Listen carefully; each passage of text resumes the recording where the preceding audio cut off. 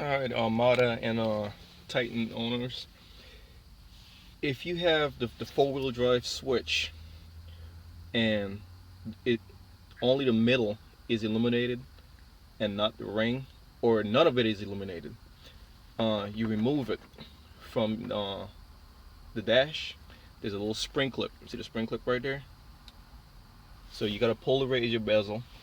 You gotta disconnect the three big top ones that you can swing out the way. You don't have to disconnect the whole thing. You could if you want to, no big deal.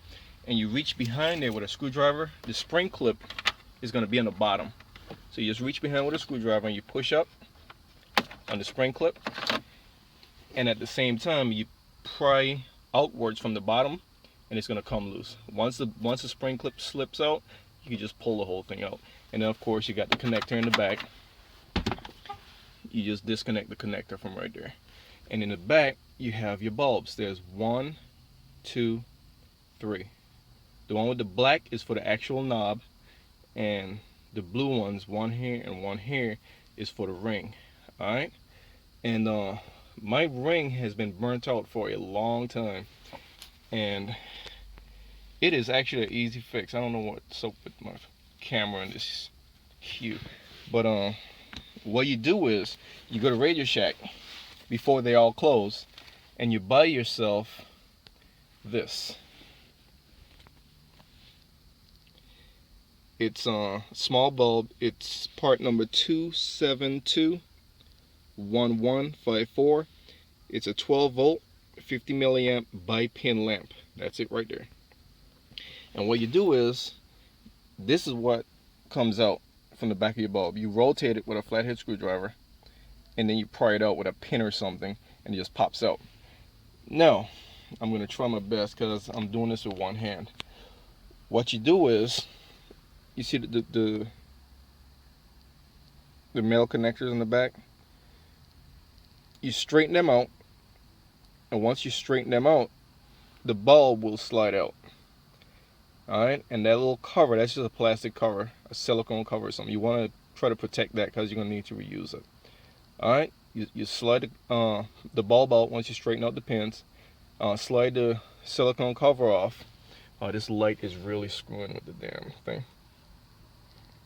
And then you get the new bulb. And now the pins on the new bulb are just long enough. They're not as long as the old one, and they're a little heavier than the old one, so they're not as easy to bend. So once you get the old one out, you're gonna slide the new bulb in, bend the pins, and once you bend the pins and the bulb is secure, you're gonna slide the silicone sleeve on. All right, I'll go ahead and get one in there and show you what it looks like installed. And here you have the old bulb removed next to the new bulb. This is the old one right here, and that's the new one right there. Notice the prongs on the old one are real thin, easier to bend, and they're longer than the new one. The new one is shorter and they're thicker, they're a little bit stiffer, so it's a little bit harder to bend. Alright, that sleeve right there, you're going to remove it and put it on the new bulb. Alright, let's go ahead and knock that out. Alright, and here we have the new bulb in the blue plastic holder before the prongs are bent. Alright, so we got the silicone sleeve on, and we got that's the plastic holder, and the bulbs is in. Those are the prongs before bending. Alright, so now I'm about to bend the prongs. Alright, and there we have the bulb installed with the sleeve on. I wish the damn thing would focus.